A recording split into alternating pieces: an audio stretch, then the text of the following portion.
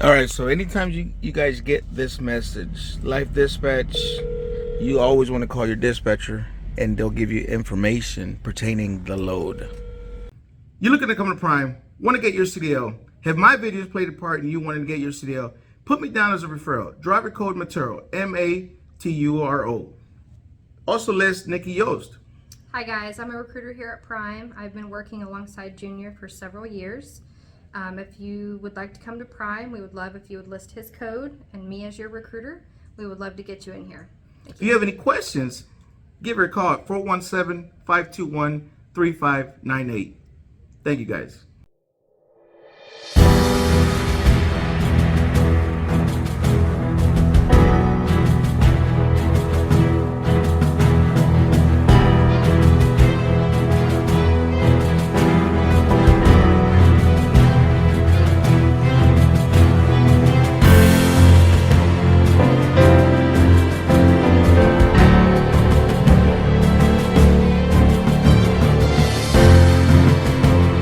Yeah, shipper loader driver count.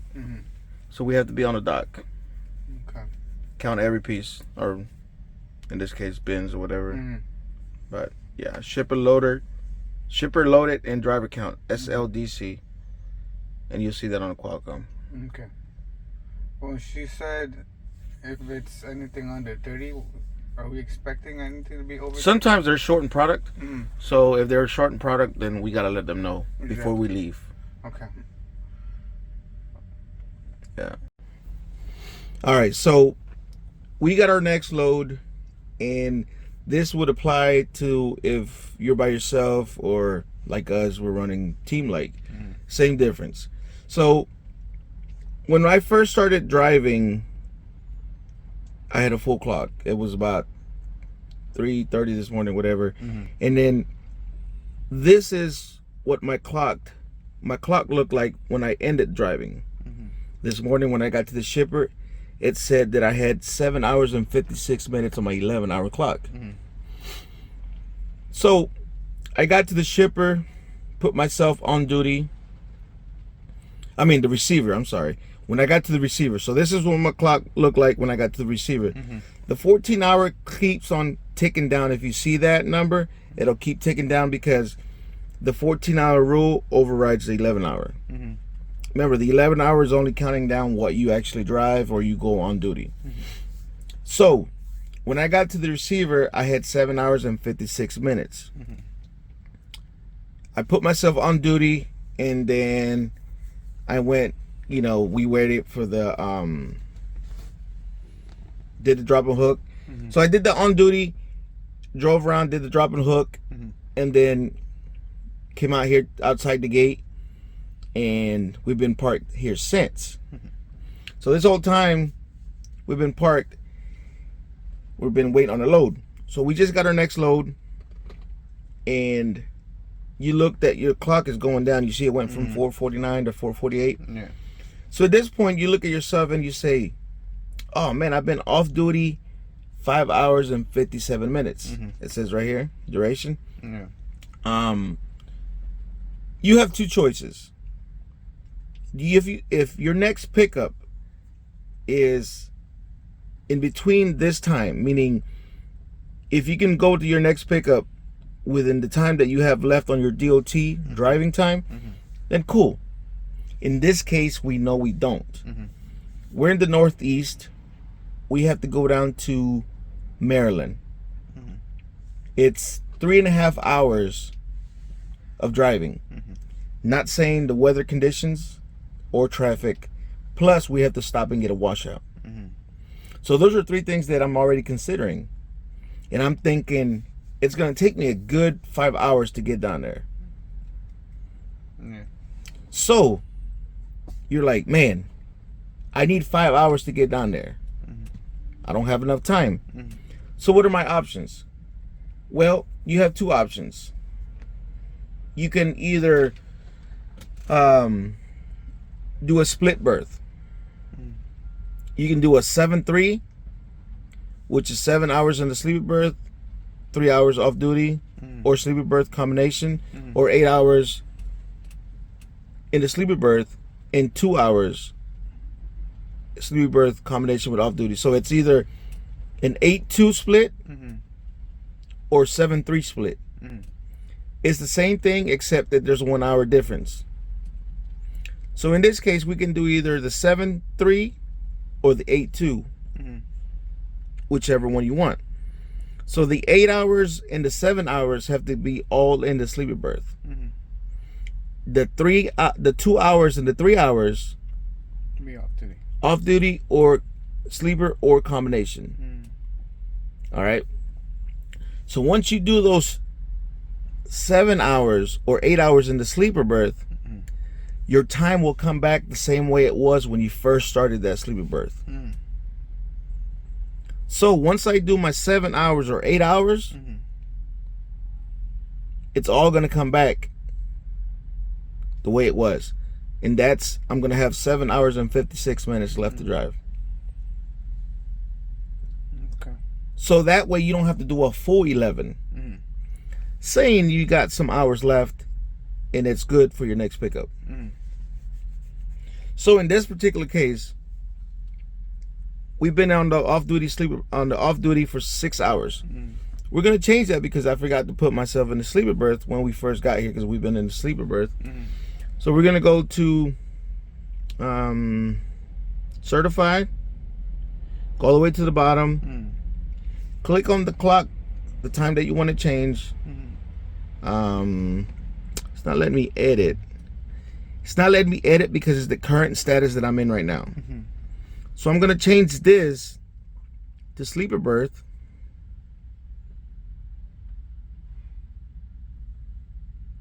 Now, let me see. So it went to sleeper berth. Now it's going to let me edit that particular section. Edit. And then we're going to convert this all to sleeper berth. Reason for the edit, I was in sleeper. Save. I'm not ready to certify because you don't want to certify until the end of your day, your shift day. So if we go down, the 6 hours and 1 minute and 15 seconds is the sleeper berth, and then the rest of the time that's counting up now, it's in sleeper berth. So now, because I changed it, so now we just have to add the 2. And right now it's what time? It's 1:23. 1:23. So at 2:23, I can do the 7-3 if I want. You'll get your 7 hours and 56 minutes back. 7 hours and 56 minutes back. And we're gonna do the 7-3 now because it's the closest thing. Sometimes you'll be held at a shipper a little longer, or sometimes you may need, say, let's say you get held at the shipper 2 hours, or receiver. 5 hours. Yeah. Then at that point you ask yourself, do I need the 7 or do I need the 8? 7 can come in handy as far as, I need to get there ASAP, or 8, I can use a couple more hours of sleep. Yeah. So this is where that comes into play. It all depends on the situation. It all depends on the situation, correct. In this particular case, we can do the 7-3. 7 hours of sleeper berth, and then I'm going to get my time back. And that'll give you enough time to get to the shipper, get a washout, get to the shipper, fuel. That's another one that I didn't take in consideration.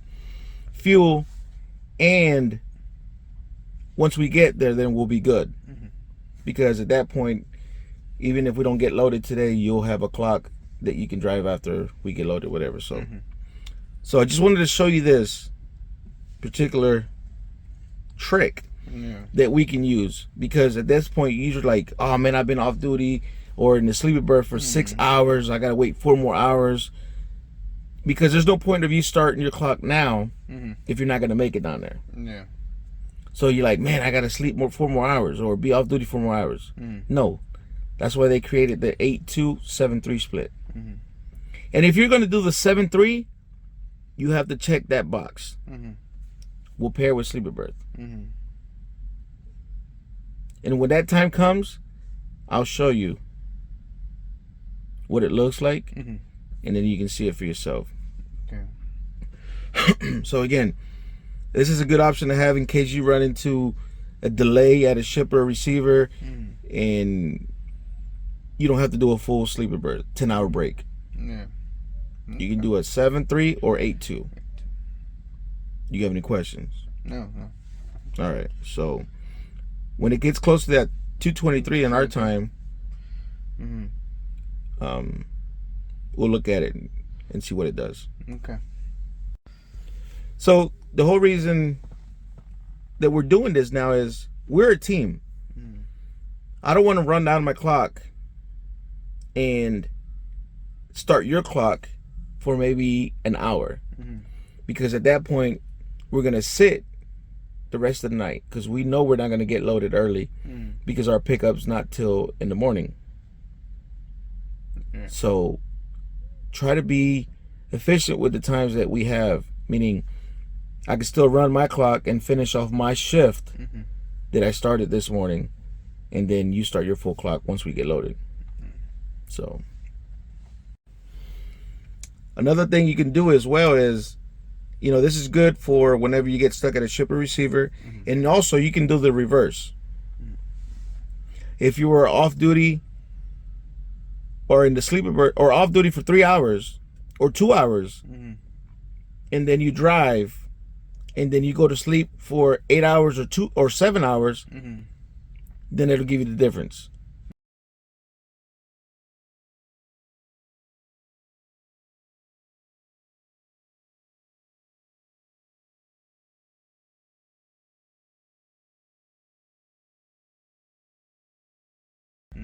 It's a little bit more confusing doing it the reverse way, you know what I mean? But I like doing it this way because you can actually see what you have left. Yeah. If you do the smaller section first, then what you drive between the 3 and the 7 will be deducted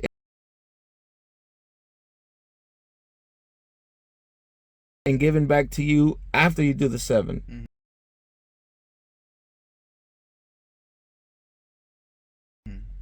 Or the 8. Yeah. Does that make sense? Yeah. It sounds confusing. No, it makes sense. So now, since you know you're doing the big number first, you know you're gonna get the 7 hours. You know what you're gonna get back. Is that what you're trying to say? Yes. If you do the small number first, then whatever you drive in between the 3, the small and the big number,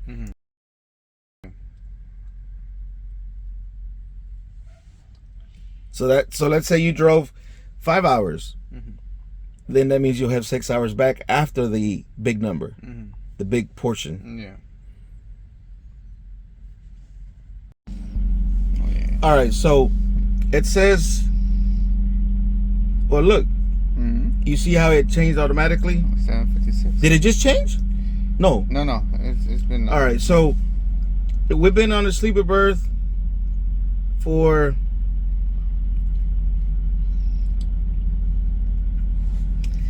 7 hours, 11 minutes, and 52 seconds. So there you go. You see how it went back? Let's look at the clock. So you got your 7 hours, 56 minutes back. So this is what my 11-hour clock used to look like in my 14-hour clock. So it all goes back the same way it was prior to me starting the sleeper berth. And that's at 7:03. Okay.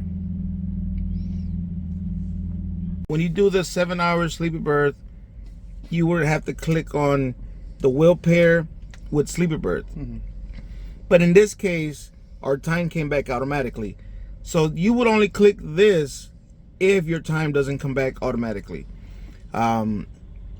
Logs is saying that there's still some trucks out there that are not doing it automatically. Some are, some are not. So if you get a truck that doesn't, then you would click on the box to get your time back the way it was. In this case, we didn't have to click anything. We're good. But let me show you what it would look like. Well, so this is something that is allowing you to click it, but if you don't follow the rules, you're going to be in violation. But because I'm explaining it to you, then you already know what they are. You hit OK, saying that everything's good, and that's it. But in this case, we're going to uncheck it because we don't need it. We're good. So this is what our clock looks like after doing a 7-3. An 8-2 will be the same difference. Remember, 7-3, 8-2, same difference. It's just a 1 hour difference. The big number, the bigger chunk, has to be the sleeper berth. The smaller chunk has to be in either sleeper or off duty or combination. So that's it. So hope it helps you guys. 7-3, 8-2 split. Oh, this is out of the 70 hours. It just says we have 29 hours and 36 minutes left. Yes. Out of your 70. Out of my 70. So what counts towards your 70? Any yard move, any on duty, and any driving. So Okay. So once you do the 7-3 and you run your clock and you get to your destination and whatnot, then at that point you would have to do another 10-hour break. So once you're done using the 7-3 or the 8-2 split, at that point then you would do a 10-hour break. To reset your whole. Yeah. Okay. You can continue to do the 7-3, 3-7, and 8-2, 2-8, whatever. But it's better to break that cycle and do a 10-hour break and then Just start. so you have the Yeah. time. Yeah. Okay. You don't want to fall into that loop of having to do 7-3, 7-3, 7-3. Really short, yeah. Yeah, so you want to do a 10-hour break after you do that. Bitch, I wanna party like Frisco.